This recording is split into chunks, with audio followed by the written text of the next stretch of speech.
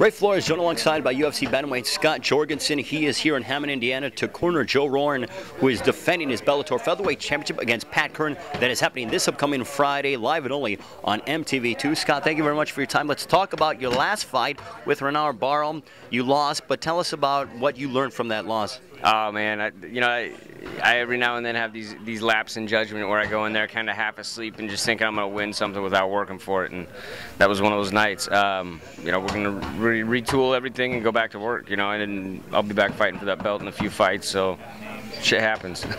Any talk about when we can expect to see you back inside the octagon? I've been hoping for like early May or June, so we'll see May, June, somewhere in there. I don't see them sitting me out for much longer. It depends on, I guess, what they're doing with a couple of the guys, so we'll see.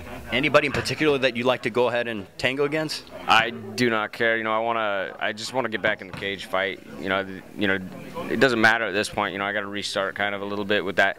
I lost to Dominic, now I've lost to Hanan, now I got to kind of just get another 3-4 wins. So it doesn't matter where I start those wins with, whether it's guys like Brian Bulls or the guys in the top of the division or whatever. It's just a fight to me.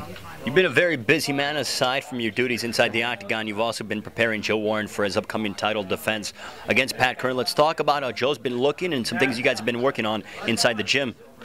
Joe's looking great. Best I've ever felt him, seen him. He's been, he's actually had a striking coach, Mark Montoya, now for quite a while, and he's been, actually had a training camp ran by a coach rather than me and Joe just going, hey, what do we want to do today? So he's been able to work on the intricacies that he's needed, like the details of his striking game to, solidify that. And, with me, we'll get after it hard. We go hard, we spar, we train, we wrestle, we grapple, but also been working on trying to tighten. I'll pick up the little things he's doing maybe that I'm taking advantage of, and we're just trying to tighten his game up so when he steps in that steps in the cage on Friday night, he's taking care of business and doing it very smart and very effectively. Scott, how much did he learn from his previous loss? I mean, you guys, I'm sure, are very good friends and talk quite a bit and frequently, but what did he learn from that loss? Keep his hands up and his chin in. That's really all you can learn from that. Even from my standpoint as a fighter and and a friend, he got caught. That's bottom line. The only way you don't get caught is you get very disciplined in where you're keeping your hands on your chin, and he learned that, and he's it was hard for him to accept, but he did it. He got back to training, and he's made leaps and bounds in his striking game and in tightening up those those little defaults that he had.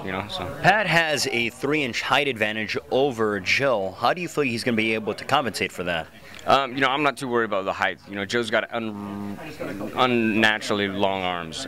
He's my height. He's got probably a 3-4 inch reach on me, and so even for his height, I think his reach is okay, but our game's not to stand out at the edges of the fight. Joe's built to get inside, bang, and take a guy down, and I think that's going to be a big problem for Pat. So right now, Joe is the underdog at 3-1. Does he relish that role?